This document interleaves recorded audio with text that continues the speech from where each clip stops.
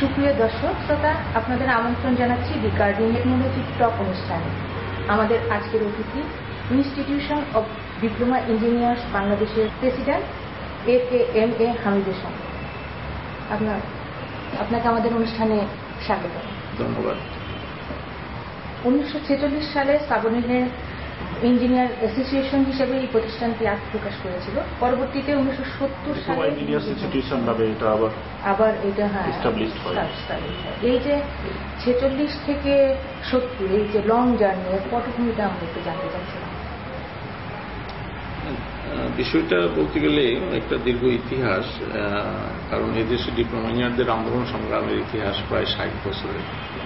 যেটা বলছেন আপনি যথার্থই বলছেন যে তৎকালীন দেশ বিভাগের পর যখন পূর্ব পাকিস্তানের উপরে অব্যাহতভাবেই শোষণ শাসন চলে, সেই পর্যায়ে সমগ্র দেশের সচেতন মানুষরা যখন ঐক্যবদ্ধ হওয়ার প্রয়াস করছিল, একইভাবে প্রফেশনাল হিসেবে ডিপ্লোমা ইঞ্জিনিয়াররা ঐক্যবদ্ধ হওয়ার চেষ্টা করে এবং তখন থেকে এই সাংগঠনিক জার্নিটা শুরু হয়। আপনি যেটা বলেছেন, তার পরবর্তী পর্যায়ে আমরা এগিয়ে যাওয়ার চেষ্টা করেছি, আমাদের পূর্বসূরীরা এগিয়ে যাওয়ার চেষ্টা করেছে। এটার বহিঃপ্রকাশ ঘটে 1950 সালে।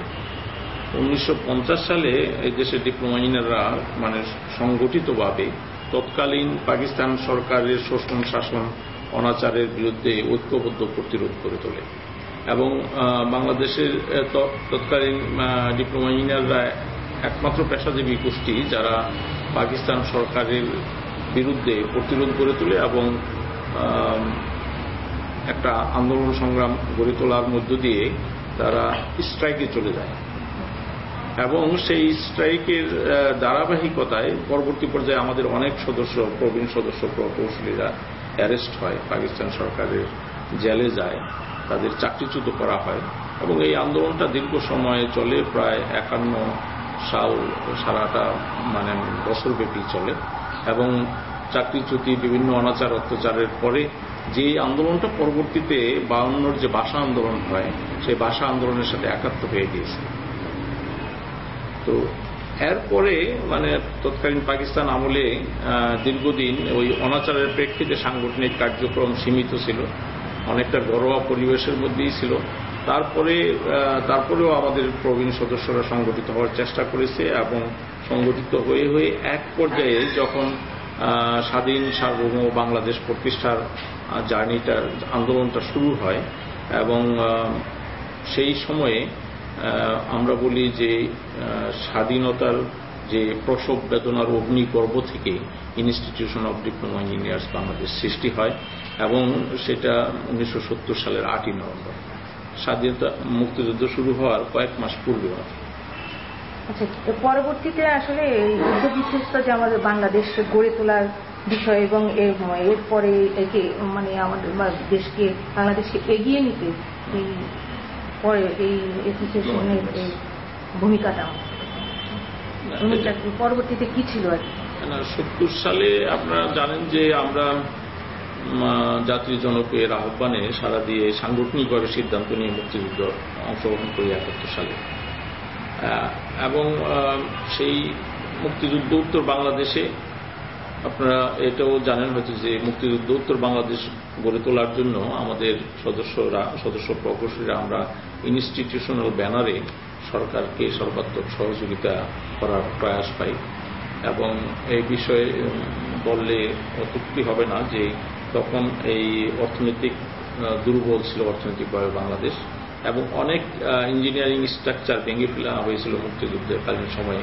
সবগুলি পুনর্গঠন করার জন্য আমাদের সদস্য প্রকৌশলীরা গ্রামে গঞ্জে মাঠে ময়দানে সর্বত্র অব্যাহতভাবে কাজ করে, যার প্রেক্ষিতে আমরা খুব স্বল্প সময়ের মধ্যে আমাদের সমস্ত ব্রিজ কালভার্ট যেগুলি ধ্বংস হয়েছিল মুক্তিযুদ্ধকালীন সময়ে সেগুলিকে আমরা গড়ে তুলতে সক্ষম হই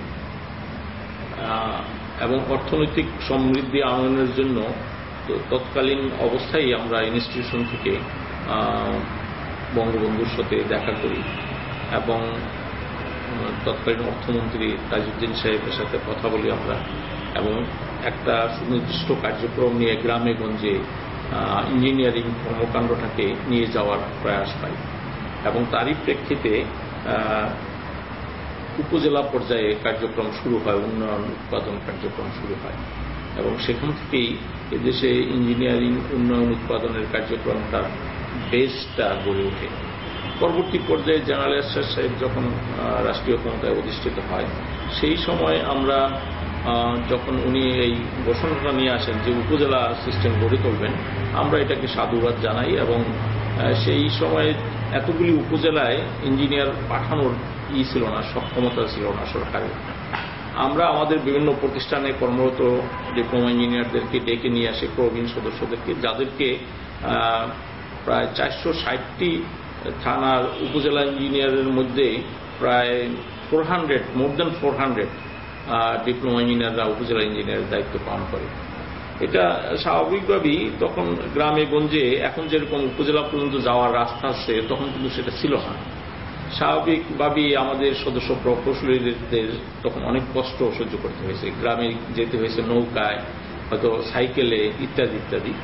তারপরে স্ট্রাকচার গড়ে তোলা হয়েছে। আজকে বাংলাদেশে যেটা মানে এখনকার প্রজন্ম এটা ভাবতে পারবে না যে তখন উপজেলাগুলির সাথে জেলার এবং রাজধানীর যোগাযোগ সিস্টেমটা কিরকম ছিল। সেই সময় উপজেলা প্রশাসনিক ব্যবস্থাটা গড়ে তোলাটা কত কঠিন ছিল। এটা গড়ে তোলার পরে এখন খুব সুন্দর দেখা যায়, কিন্তু গড়ে তোলার আগে ছিল কষ্টসাধ্য। হ্যাঁ, আমরা জানি ইঞ্জিনিয়ারিং ইনস্টিটিউট অনেক কাজ করেছে, আমরা অনেকের ভূমিকা অনেকটা। আরেকটা কথা জানতে চাচ্ছিলাম যে সরকারি অর্থের অপচয় রোধে এর একটা আইডিবির একটা বিশেষ ভালো একটা ভূমিকা আছে, এই সম্পর্কে একটু। আমরা ইনস্টিটিউশন অফ ডিপ্লোমা ইঞ্জিনিয়ার্স থেকে স্বাধীনতা উত্তর বাংলাদেশে 6টি দাবি এবং 13টি সুপারিশ উপস্থাপন করেছিলাম।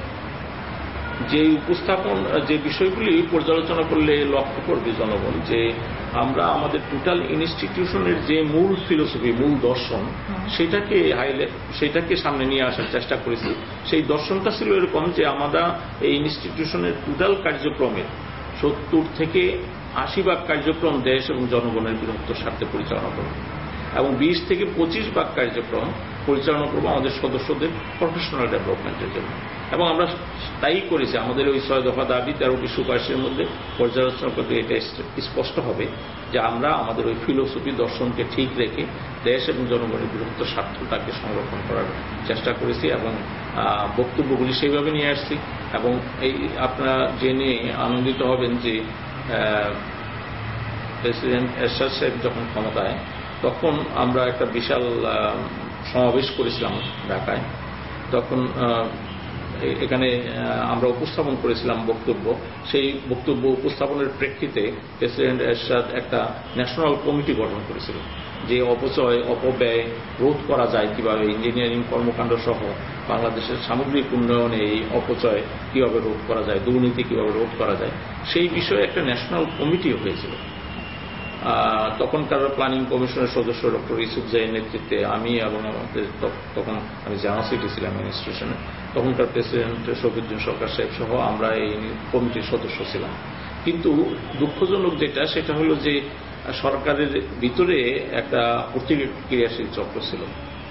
তারা মনে করলো যে সেই কমিটি যদি কাজ করে তাইলে সরকারের ভিতরে যে সীমাহীন অপচয় চলতেছে, বিভিন্ন অপচয় চলতেছে, এই মুখোশগুলি উন্মোচিত হয়ে যাবে অনেক লোকের। সেই প্রেক্ষাপটে সেই কমিটিকে 3-4 মাস কাজ করার পরে চূড়ান্ত রিপোর্ট দিতে আর দেয় নাই। এটা কোন এইটার কথা বলছিলেন, কোন সময়? এটা 84টা খুব ইম্পর্টেন্ট সময়। প্রেসিডেন্ট এরশাদ সাহেব আমাদের একটা ন্যাশনাল প্রোগ্রামে আসছিলেন, সেখানে আমরা এই বিষয়ে উপস্থাপন করেছিলাম। উপস্থাপন করার প্রেক্ষিতে উনি উৎসাহিত হয়েছিলেন এবং উনি বলছেন যে এটা বন্ধ করতে হবে। এবং একটা বিষয় আপনারা লক্ষ্য করে থাকবেন যে সেই সময় আমরা প্রেসিডেন্ট এরশাদ যে বক্তব্য দিয়েছিলেন খুব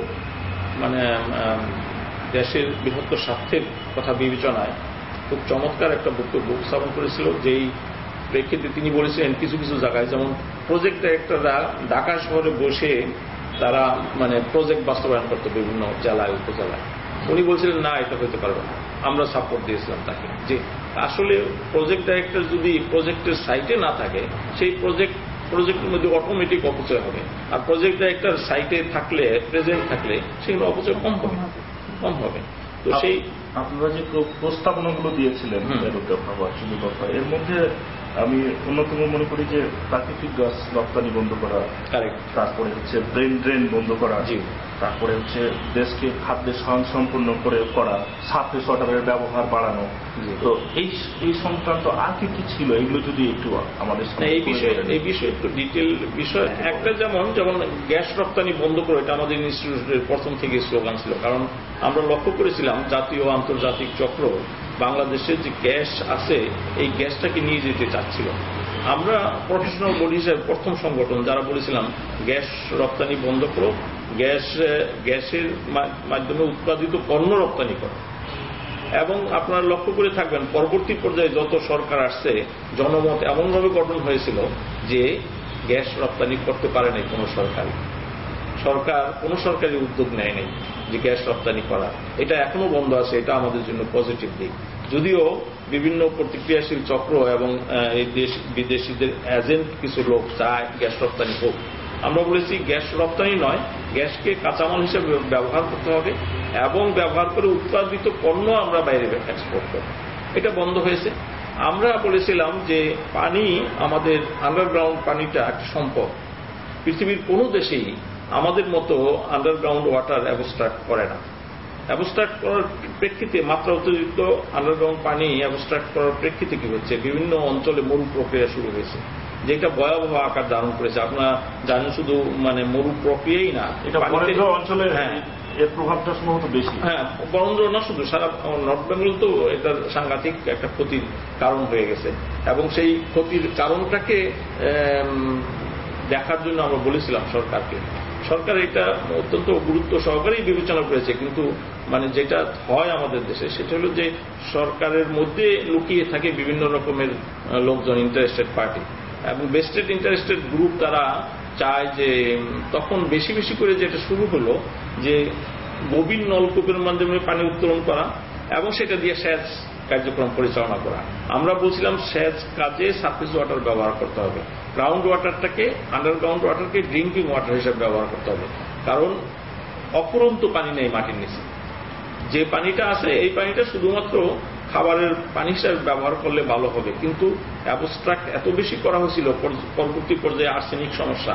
আপনারা জানেন যে আর্সেনিক একটা ভয়াবহ থাবা বাংলাদেশে এখনো আছে। এটাকে যদি অ্যাবস্ট্রাক্ট করা বন্ধ না করা হয়, আন্ডারগ্রাউন্ড ওয়াটার যদি বন্ধ না করা হয়, সারা দেশ আর্সেনিকের কবলে পড়বে এবং সেইটা হবে আরো ভয়াবহ। কারণ আয়রন উঠে আসলে জমির উৎপাদনশীলতা কমে যাবে এবং আমাদের সমস্ত প্রোডাকশন, কৃষি উৎপাদনগুলি ক্ষতিগ্রস্ত হবে। সেই প্রেক্ষিতে আমরা এই সারফেস ওয়াটার অ্যাবস্ট্রাক্ট করা বন্ধ করব। সারফেস ওয়াটার ব্যবহার করার কথা বলছি, আর আন্ডারগ্রাউন্ড ওয়াটারটাকে আন্ডারগ্রাউন্ড ওয়াটারের বিষয়ে আমার একটা প্রশ্ন হলো যে এই মুহূর্তে আমরা যেটা দেখি যে বরেন্দ্র অঞ্চলে যেখানে একটা ফসল হতো সারা বছরে, এখন এই আন্ডারগ্রাউন্ড ওয়াটার ব্যবহার করে রাউন্ড দ্য ইয়ার সারা বছর ফসল হচ্ছে, 3-4টা ফসল হচ্ছে, সারা বছর জমিতে উর্বরতা পাচ্ছি আমরা। তো একদিকে হচ্ছে যে ফসল বন্ধ হয়ে গেলে তার ইম্প্যাক্টটা কি হতে পারে, আর যদি আমরা এগুলো চালিয়ে যেতে থাকি আর্সেনিক সহ অন্যান্য যে ইম্প্যাক্টগুলো হচ্ছে এবং ইমিনেন্ট, সেগুলোর ব্যাপারে আমরা এখন একটা ডিলেমার মধ্যে দিয়ে যাচ্ছি। তো সেক্ষেত্রে আপনার স্পেসিফিক সাজেশনটা কি? না, এখানে আমরা পরিষ্কার বলতে চাই যে এই মুহূর্তে মনে হচ্ছে আমাদের কাছে যে এটা খুব ভালো রেজাল্ট দিচ্ছে, এটা মনে হবে, কিন্তু ইন দ্য লং রান এটা ক্ষতিগ্রস্ত হবে দেশ। সেই কারণে আমরা বলেছিলাম যে শুধুমাত্র আন্ডারগ্রাউন্ড ওয়াটার নয়, যেখানে যেখানে সম্ভব আমাদের সারফেস ওয়াটার নিয়ে যাওয়া উচিত হবে। কিছুদিন আগে আপনাদের উদাহরণ দিয়ে বলতে পারি, পাঞ্জাবে গিয়েছিলাম, আমাদের একটা সার্ক ডিপ্লোমা ইঞ্জিনিয়ার্স ফোরামের কনভেনশন হলো পাঞ্জাব থেকে আমরা অন্য একটা প্রদেশে গেলাম। যাওয়ার পথে আমরা লক্ষ্য করলাম যে অরুণাচল থেকে সেখান থেকে পানি নিয়ে আসা পাঞ্জাব টোটালটা ইরিগেশন করেছে এবং এই যে ইরিগেশন সিস্টেমটা ইন্ডিয়া ডেভেলপ করেছে তাদের থেকে আমাদের শিক্ষা নেওয়া উচিত। আন্ডারগ্রাউন্ড ওয়াটার উঠায় না, সারফেস ওয়াটার ব্যবহার করে আমাদেরকে অবশ্যই এই ইরিগেশন সিস্টেমটা গড়ে তুলতে হবে। আর এই মুহূর্তে অনেক ভালো মনে হচ্ছে, কিন্তু ইন দ্য লং রান আমাদের পরবর্তী প্রজন্মের জন্য আমাদের জন্য ক্ষতির কারণ হবে। সেই কারণে আন্ডারগ্রাউন্ড ওয়াটার অ্যাক্সেস অবস্ট্রাক্ট করা যাবে না, কোনো মতেই যাবে না। বর্তমান সরকার সিদ্ধান্ত নিয়েছে, আপনারা লক্ষ্য করেছেন যে সারফেস ওয়াটার অতিরিক্ত ব্যবহার করার ক্ষেত্রে সে মানে নিষেধ করেছে। এটা একটা পজিটিভ দিক। এবং ইতিমধ্যে আপনারা জানেন যে আমরা দীর্ঘদিন বলে আসছিলাম যে সারফেস ওয়াটার ব্যবহার করা, নদীগুলিকে যথাযথভাবে ব্যবহার করা, নদীর প্রবাহ রক্ষা করার জন্য নদীর কোনো মালিকানা ছিল না বাংলাদেশে, এখনো নাই। নদীর মালিক কোনো সময় বলে নদীর মালিক হলো ওয়াটার ডেভেলপমেন্ট বোর্ড, কোনো সময় মালিক হলো ডিসি সাহেবরা, কোনো সময় মালিক হলো পুলিশ সাহেবরা, আবার কোনো সময় মালিক হলো ইউনিয়ন কাউন্সিলের মেম্বার, কোনো সময় মালিক হইল জেলা পরিষদ, এক এক সময় এক এক রকম মালিক। আবার আইডব্লিউটিসি কারণ নদী ব্যবহার করে তো সবাই মালিক, ফলে কেউই মালিক না। ফলে যত্রতত্র যেভাবে খুশি সেভাবে নদী আমরা বলবো যে গ্র্যাবার, রিভার গ্র্যাবার যারা, তারা এখন কারেক্ট মালিক। সেই কারণেই আমরা বলেছিলাম যে নদী কমিশন গঠন করা হোক। দীর্ঘদিন আন্দোলনের প্রেক্ষিতে বর্তমান সরকার একটা পজিটিভ সিদ্ধান্ত নিয়েছে যে নদী কমিশন গঠিত হবে, এবং যত স্টেক হোল্ডার আছে, যত লোকেরা পানি ব্যবহার করে, যত প্রতিষ্ঠান পানি ব্যবহার করে, সেই স্টেক হোল্ডাররা সেই কমিশনের সদস্য হবে, ফুল টাইম অথবা পার্ট টাইম। এবং তাইলে টোটাল নদীগুলিকে আমরা নিয়ন্ত্রণ করতে পারবো, যেমনি হবে নদীর পানিটা যথাযথভাবে ব্যবহার করতে পারবো। তাইলে আমাদের আন্ডারগ্রাউন্ড পানি আর স্টার্ট করা যায় প্রয়োজন হবে না। এবং সেই দিকে খেয়াল করে এটা মানে খুব দ্রুত বাস্তবায়ন হওয়া দরকার। আমরা আজকেও বলি যে সরকারের উচিত হবে যে নদী কমিশন গঠনের মধ্য দিয়ে ইমিডিয়েটলি আমাদের সারফেস ওয়াটার ব্যবহার করার কার্যক্রমটা শুরু করতে হবে, এবং সকলকে এই মানে অ্যাবস্ট্রাক্ট করা, আন্ডারগ্রাউন্ড ওয়াটার অ্যাবস্ট্রাক্ট করা বন্ধ করতে হবে। এবং আন্ডারগ্রাউন্ড ওয়াটারটা শুধুমাত্র ইমার্জেন্সির কারণে আমাদের জরুরি পরিস্থিতি মোকাবিলার জন্য রাখতে হবে। ইভেন আমেরিকাতে অ্যাবস্ট্রাক্ট করে না এইভাবে, কারণ তারাও রেখে দেয়, তাদের গ্যাস রেখে দিয়েছে, তাদের তেল রেখে দিয়েছে, তারা তেল মানে করে ইম্পোর্ট করে নিয়ে যায়, অথচ নিজেদের তেল আছে সেটা উঠায় না, বা নিজেদের পানি আছে সেটা উঠায় না। আমাদের উচিত হবে উন্নত দেশগুলির থেকে শিক্ষা গ্রহণ করা, শিক্ষা গ্রহণ করে আমাদের এগিয়ে যাওয়া উচিত। কোনো বেস্টেড ইন্টারেস্টেড গ্রুপ বিভিন্ন উদ্দেশ্য নিয়ে দেশে আসে, উন্নয়নের নামে চমক দেখায়, সেটা দেশের জন্য ক্ষতিকর হবে। সেই প্রেক্ষাপটে সবার উচিত হবে জনমত গঠন করা যে কোনো মূল্যে আমাদের অ্যাবস্ট্রাক্ট করা বন্ধ করতে হবে আন্ডারগ্রাউন্ড ওয়াটার, এবং সারফেস ওয়াটার ব্যবহার করতে হবে, এবং প্রয়োজনে সারফেস ওয়াটার রিজার্ভ রাখতে হবে। কারণ আমরা লিন পিরিয়ড যদি বলি 3 মাস 4 মাস লিন পিরিয়ড যখন পানি থাকে না, কিন্তু আর সারা বছরই তো পানি থাকে। নদীর দেশ বাংলাদেশ, আর এইটা বলাই বাহুল্য যে বাটির দেশ বাংলাদেশ, পানি এই দিক থেকেই প্রবাহিত হইতে হবে। কারো উপায় নেই আমাদের পানি তার ঠেকায় রাখলে তাদের দেশের মানে সীমাহীন ফ্লাট হয়ে যাবে। তার পানি আমাদের দেশের উপর দিয়েই প্রবাহিত হবে। এই পানিটা যখন বেশি প্রবাহিত হবে রিজার্ভার হিসাবে ব্যবহার করতে হবে। এবং সেই জন্য আমরা গঙ্গা বাঁধের কথা বলেছিলাম। আমরা বলেছিলাম যে ব্রিজ করা হবে, ব্রিজের সাথে বাঁধগুলিও যেন করা হয়। আচ্ছা, আমরা একটু ঢাকার বিষয় নিয়ে, ঢাকা সিটি নিয়ে একটু কথা বলতে চাই। আমরা এমনিতেই শুনি, এটা ব্যাপক আলোচিত বিষয় যে ঢাকা আস্তে আস্তে বসবাসের জন্য অনুপযোগী হয়ে যাচ্ছে। এটা নানান কারণের মধ্যে একটা বিষয় আমরা আলোচনা করলাম, ওয়াটার সাপ্লাই আমরা হয়তো এক সময় পর্যাপ্ত এখনই পাচ্ছি না, এক সময় তো সেটাও পাবো না। যত্রতত্র ডেভেলপমেন্ট, বিল্ডিং, অ্যাপার্টমেন্ট হচ্ছে, এই বিষয়গুলোকে যদি আপনি একটু বলেন। ঢাকা শহরের বিষয়ে আপনারা জানেন যে ঢাকা শহর যে বসবাসের অনুপযোগী হয়ে যাচ্ছে, এই বিষয়টা এখন যেমন আমার এই মিরপুর থেকে আসতে প্রায় 1.5 ঘন্টা 2 ঘন্টা লেগেছে, আপনাদেরকে অপেক্ষা করতে হয়েছে। এই যে সময়টা গাড়িতে চলে যাচ্ছে, যদি আমার মতো একজন ক্ষুদ্র মানুষের 4 ঘন্টা চলে যায় রাস্তা, শুধু মানে ইনস্টিটিউশনে আসা যাওয়ার জন্য, সময় পাবে কোন সময় মানুষ কাজ করা? এই যে ভয়াবহ যানজট সৃষ্টি হচ্ছে, এইটা একটা ভয়াবহ সমস্যা এখন এই মুহূর্তে। আমাদের সমস্ত জনশক্তি রাস্তায় খায় ফেলতেছে, রাস্তায় অপচয় হয়ে যাচ্ছে। এটাকে মানে যে কোনোভাবে এটাকে মানে রোধ করতে হবে। এটাকে কিভাবে করা যায়? আমরা এই ব্যাপারে বলেছি যে যানজট নিরসন কোনো মানে একটা সমস্যা হিসাবে দেখলে হবে না। সামগ্রিক একটা মানে পরিকল্পনা তৈরি করতে হবে। ঢাকা শহর এখন ক্যাপিটাল, ঢাকা শহর বা শহর বাণিজ্যিক শহর, ঢাকা শহর ইন্ডাস্ট্রিয়াল শহর, এই তিনটা বিষয়কে এক জায়গায় রাখলে এই ভয়াবহ যানজট হইতেই থাকে, কোনো রকম ভাবে মুক্তি দেওয়া যাবে না। আমরা বলি ঢাকা শহরকে আপনার রাজধানী রাখবেন, ওকে, আর বাকি দুইটা সরাইতে হবে। যদি সরাইতে না পারেন তাইলে এই যানজট মুক্তি হবে না। আমরা ডাবল স্টোরেজ ট্রিপল স্টোরেজ করতে পারি রাস্তা, তাও কিন্তু সমাধান হবে না, কারণ মানুষ তো আসতেই থাকবে অব্যাহতভাবে। 16 কোটি মানুষের এই দেশ মানে খুব শীঘ্রই 20 কোটিতে রূপান্তরিত হবে। ঢাকা শহরে মোর দেন 1 কোটি মানুষ আছে। এটা মানে পানি দিবে থেকে। আমরা এখনো ঢাকা ওয়াসা পানি দেয়, অধিকাংশ পানি আন্ডারগ্রাউন্ড ওয়াটার। মানে এটা ভয়াবহ রূপ নিবে আগামী যে কোনো সময় আর্সেনিক সমস্যা দেখা দিবে।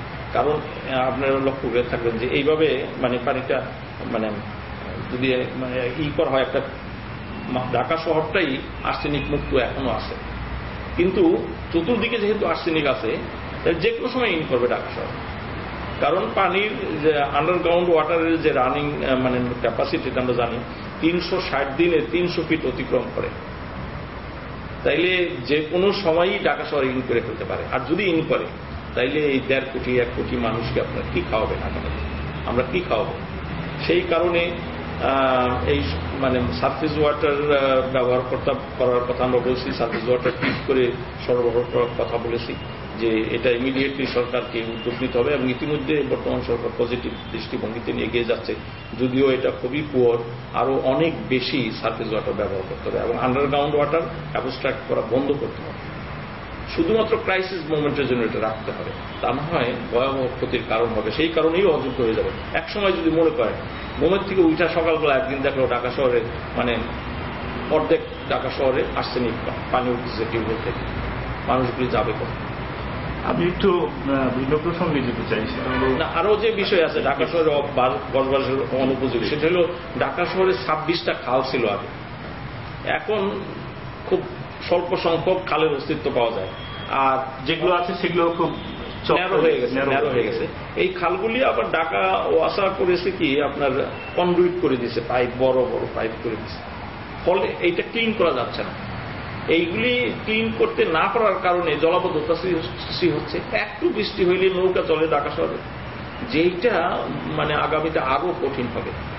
কিছুক্ষণ আগেই আমরা যেটা আলাপ করতেছিলাম যে ডিসচার্জ পয়েন্ট ঢাকা শহরের চতুর্দিকে এই যে বৃষ্টির পানি যাবে কোথায়, ডিসচার্জ পয়েন্টগুলি কত দূরে এবং সেখান থেকে পানি যেতে কত সময় লাগে, তাইলে মানে 4, 5, 6 ঘন্টা 8 ঘন্টা 10 ঘন্টা ঢাকা শহর জলাবদ্ধতা করে থাকবে। উত্তরণের একটাই উপায়, খালগুলি আমাদের উদ্ধার করতে হবে। যত খাল দখল হয়েছে, যারা দখল করেছে ধনী মানুষরাই দখল করেছে, এইগুলিকে উদ্ধার করতে হবে এবং ভেঙে ফেলতে হবে বিল্ডিং এবং নকশা দেখে ইমিডিয়েটলি একেবারে মানে কঠিনভাবে কঠোরভাবে সেই খালগুলি উদ্ধার করতে হবে। এর আগে অনেকবারই এইসব উত্থাপিত হয়েছিল, সম্ভব? না, অবশ্যই সম্ভব। সম্ভব যদি দেশটাকে ভালোবাসেন তাইলে সম্ভব, ঢাকা শহরকে আপনি ভালোবাসেন তাইলে সম্ভব। আর তা না হয় যেটা মানে আগে কথা হয়েছিল একবার যে ক্যাপিটালটা গাজীপুরে নিয়ে যাওয়া, মানে হয় আপনি ঢাকা শহরের এই সম্পদ, সীমাহীন সম্পদ এখানে ইনভেস্ট করা হয়েছে, সেটাকে যদি রক্ষা করতে চান, ঢাকা শহরবাসীকে যদি ঢাকায় থাকার মতো পরিবেশ সৃষ্টি করে দিতে চান, তাইলে কঠোর হইতে হবে কিছু লোকের জন্য। কিছু লোকের বাড়িঘর ভাঙা যাবে, তাদেরকে আপনি রিহেবিলিটেট করে দেবেন। সেই কারণে তো আপনি টোটাল ঢাকা শহরকে অ্যাবান্ডন ডিক্লেয়ার করতে পারেন। এখানে স্ট্রিক্ট রাজনৈতিক সিদ্ধান্ত আসতে হবে। আমরা সেই কারণে ইনস্টিটিউশন থেকে বলেছি যে প্রযুক্তি ভাবনাযুক্ত রাজনীতি হতে হবে এবং প্রযুক্তি ভাবনাযুক্ত রাজনীতি 21শ শতাব্দীর অঙ্গীকার হতে হবে। সেই কারণে আমরা আমাদের মূল পলিটিক্যাল পার্টিগুলিকে নিয়ে কথা বলেছি। আমরা প্রধানমন্ত্রী শেখ হাসিনাকে বলেছি, বিরোধী দলের নেত্রী খালেদা জিয়াকে বলেছি, আমাদের পক্ষ থেকে আবেদন জানিয়েছি বারবার যে প্রযুক্তি ভাবনাযুক্ত রাজনীতি হতে হবে। ভাবনাহীন প্রযুক্তি চিন্তাহীন রাজনীতি শোষণের হাতিয়ার পায় এবং প্রযুক্তি যথাযথভাবে ব্যবহার না করার কারণে সেই প্রযুক্তি মানুষের ক্ষতির কারণ হয়। আজকে মানে খুব সহজে ডিপ টিউবওয়েলের মাধ্যমে পানি উঠানো যায়, এটা প্রযুক্তি। এখন এই প্রযুক্তি আপনি মানে অ্যাবস্ট্রাক্ট এই প্রযুক্তি ব্যবহার করে আন্ডারগ্রাউন্ড ওয়াটার বেশি করে অ্যাবস্ট্রাক্ট করে আপনি মানুষের ক্ষতি করবেন নাকি ভালো করবেন? প্রযুক্তিকে যদি ভালোভাবে ব্যবহার করতে হয় তাইলে সারফেস ওয়াটার ট্রিট করেন, সরবরাহ করেন। আর এখানে প্রযুক্তি চিন্তাযুক্ত রাজনীতি দরকার। সেই কারণে সঠিক সিদ্ধান্তটা নিতে হবে। কারো কথায় কিছু মানে সুবিধাবাদী, এখানে ওই মানে ঢাকা শহরে অ্যাবাউট 400 টিউবওয়েল আছে সরকারি, বেসরকারি অ্যাবাউট মানে কাছাকাছি এরকম। এতগুলি টিউবওয়েল চলে, আপনি চিন্তা করেন আন্ডারগ্রাউন্ডে শাক করার মাধ্যমে কি অবস্থা হয়েছে। মানে নিচে পানি নাই, 1000 ফিট নিচ থেকে পানি উঠানো হচ্ছে এখন। এইটা যে নিচে যে ব্যাকওয়ামটা সৃষ্টি হয়েছে, আমাদের ভাগ্য ভালো যে ঢাকা শহরের মানে সার্ফেস লেভেল থেকে 50-60 ফিট সলিড মাটি আছে। এটা এখনো দোষে নাই, দৈশা করে নাই। যে কোনো সময় দৈশা করতে পারে, কারণ নিচে তো ব্যাকওয়াম হওয়ার কারণে দৈশা করতেই পারে। এইটাই বিষয়।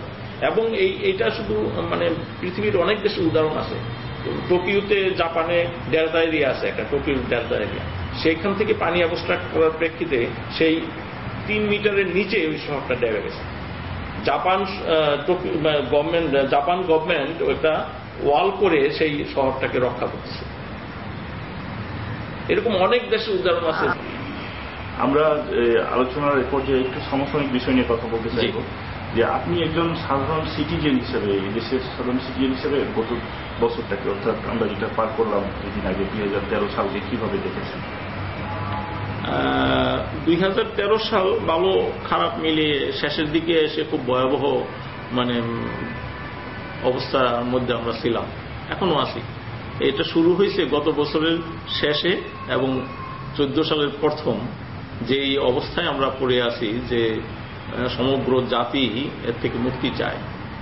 রাজনীতির একটা সংকটের কারণে সমগ্র জাতি কিন্তু আজকে হতাশায়, নতুন বছরের প্রত্যাশা, হতাশায় নতুন বছরের প্রত্যাশা ভুলে গেছে।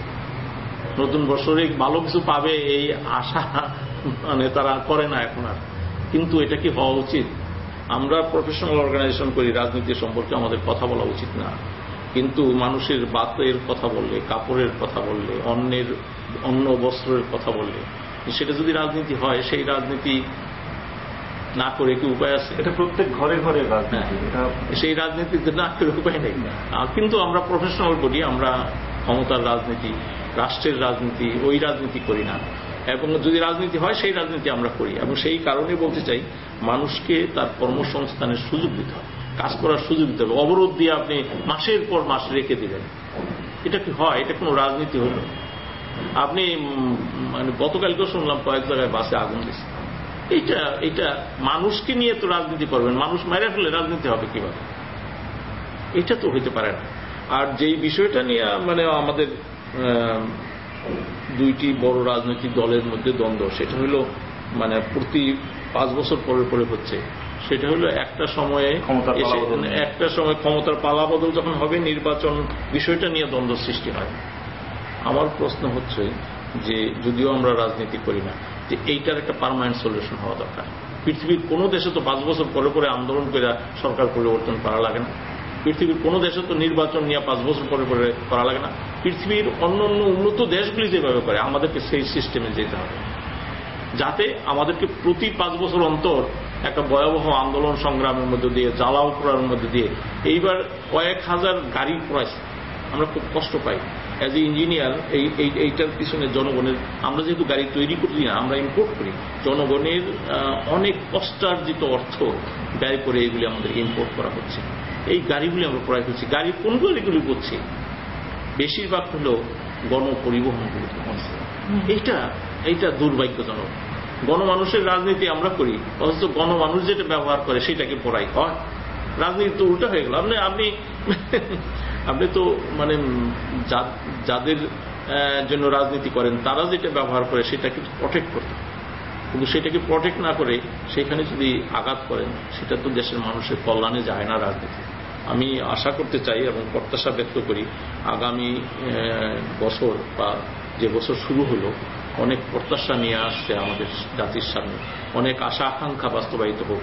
আমরা চাই প্রথম হলো রাজনৈতিকভাবে সমস্যার সমাধান হোক পার্মানেন্টলি, যে এখনই আমাদের যাতে প্রতি বছর 5 বছর অন্তর এই সরকার গঠন নিয়ে যেন আন্দোলন না করতে, এটা একটা সলিউশন হওয়া দরকার। 2 নম্বর হলো যে মানুষের ভাত কাপড়ের কর্মসংস্থান করে দেওয়ার একটা ব্যবস্থা করতে হবে, কর্মসংস্থান সৃষ্টি করতে হবে। এবং এই কর্মসংস্থান সৃষ্টির জন্য আমাদের ইনস্টিটিউশন, আপনারা জানেন যে আমরা কাজ শুরু করেছি, DCCI এর সাথে একটা যৌথ কার্যক্রম শুরু করেছি। আমরা 500 ইঞ্জিনিয়ারকে এন্টারপ্রেনার হিসাবে তৈরি করতে চাই। প্রশ্ন হচ্ছে যে ইঞ্জিনিয়ার কেন, শুধু ইঞ্জিনিয়ার না। আমি জাস্ট এই প্রসঙ্গে আসতে চাচ্ছিলাম যে আমরা এই আলোচনার প্রায় শেষ অংশে চলে আসছি। শেষ অংশে এসে জানতে চাই যে ডিপ্লোমা ইঞ্জিনিয়ার্স ইনস্টিটিউশন তার সদস্যদের জন্য কি ধরনের কাজ করে, তার ওয়েলফেয়ার, স্কিল ডেভেলপমেন্ট, আমরা জানি যে আপনারা অনেক সময় ট্রেনিং করান, সেই বিষয়গুলো যদি আমাদের সঙ্গে। হ্যাঁ, এই মানে প্রথমেই যেটা বলেছিলাম আপনাদের মনে আছে যে আমরা আমাদের সদস্যদের জন্য 20 থেকে 25 ভাগ কার্যক্রম পরিচালনা করি, যেটাও চূড়ান্ত বিশ্লেষণে দেশ এবং জনগণের বৃহত্তর স্বার্থে পরিচালিত হয়। আমরা আমাদের সদস্য প্রকৌশলীদের যে পেশাগত সমস্যা আছে এটা দেখার চেষ্টা করি, যদিও এদেশে গরিব মানুষের জন্য, সাধারণ মানুষের জন্য, খেটে খাওয়া মানুষের জন্য, সংখ্যাগরিষ্ঠ মানুষের দিকে তাকানোর কেউ নাই। সংখ্যাগরিষ্ঠ মানুষকে ডিপ্রাইভ করে এক শ্রেণীর, উচ্চ শ্রেণীর মানুষকে অধিক মানে সুবিধা দেওয়ার প্রয়াস চলে, বিলিয়নিয়ারের বাড়ছে। কিন্তু সংখ্যাগরিষ্ঠ মানুষ, এদেশের কৃষক, শ্রমিক, যাদের রক্তে ভেজা অর্থনীতি, তাদের প্রতি অ্যাটেনশন দেওয়া লোক খুবই কম বাংলাদেশে। এবং সেই কারণেই বাংলাদেশের 80% ইঞ্জিনিয়ারিং কর্মকাণ্ড এই ইনস্টিটিউশনের সদস্যরা পরিচালনা করে। কিন্তু দুর্ভাগ্যজনকভাবে সেই 80% সদস্য প্রকৌশলীর দিকে, 80% কার্যক্রম যারা পরিচালনা করে তাদের দিকে অ্যাটেনশন দেওয়ার কেউ নাই। এবং সেই কারণে আপনারা লক্ষ্য করবেন যে একটি বিতর্কিত গ্যাজেট 2008 সালে হয়েছে, সেই গ্যাজেটের 2টা সেন্টেন্সকে সংশোধন করতে আন্দোলন করা লাগতেছে এই ইনস্টিটিউশনের 4 লক্ষ সদস্যকে প্রায় 6 মাস, 1 বছর। এটা একটা মিনিস্ট্রি সাফিসিয়েন্ট, সেইটা নিয়ে আন্দোলন করা হচ্ছে, অনেক রক্ত, অনেক শ্রম, অনেক অর্থ, অনেক শ্রম ঘন্টা নষ্ট হয়েছে। মানে একটা ক্রিয়েটেড সমস্যা। রাজুক একটা মানে গ্যাজেট জারি করেছে, যেই গ্যাজেটে এদেশের সংখ্যাগরিষ্ঠ প্রকৌশলীকে অস্বীকার করা হয়েছে। সেই অস্বীকার করার প্রতিবাদে, অথচ বাংলাদেশে ইঞ্জিনিয়ারিং শিক্ষা ব্যবস্থায় degree engineering, diploma engineering, tradesman, এই 3 ধরনের 3 টায়ার ইঞ্জিনিয়ারিং এডুকেশন আছে। সবাই ইঞ্জিনিয়ারিং কর্মকাণ্ড পরিচালনা করে, যে যেই পর্যায়ে কাজ করে তাদেরকে সেই পর্যায়ে স্বীকার করতে হবে। কিন্তু diploma engineering certificate government issue করে, কিন্তু তাদেরকে ইঞ্জিনিয়ার হিসেবে অস্বীকার করার একটা প্রয়াস চলে।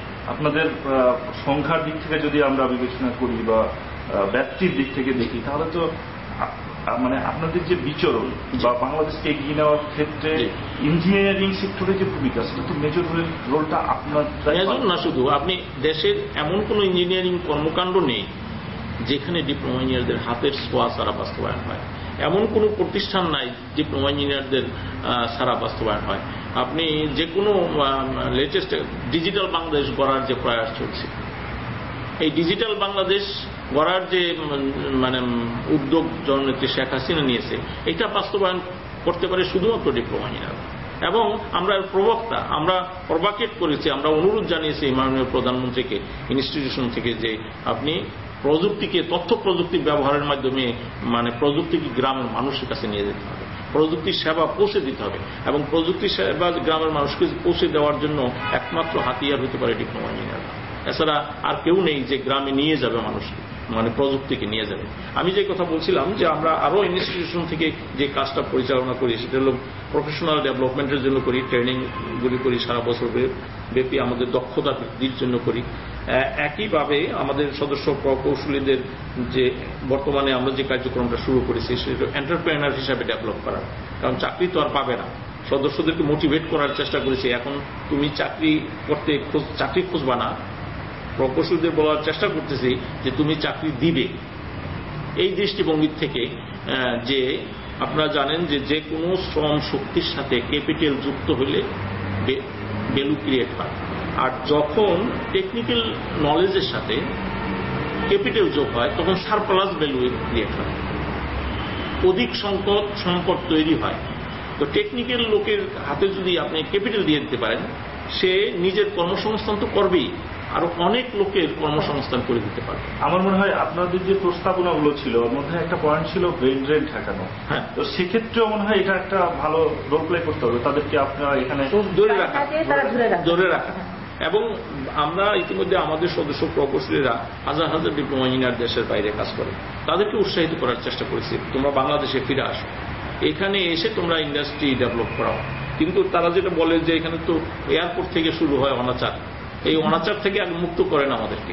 আমরা সরকারের প্রবাসী কল্যাণ মন্ত্রী মোশাররফ সাহেবকে বলেছি যে মানে একজন ইঞ্জিনিয়ার গ্রামে যখন বিদেশে কাজ করে, সে যখন দেশে ফিরে আসতে চায়, সে নিজের টাকা আর্ন করা টাকা দিয়ে একটা গাড়ি নিয়ে আসবে, ওইটার উপরে 400% ট্যাক্স বসাই দেবেন আপনি। কেন, কি কারণে বসাই দেবেন?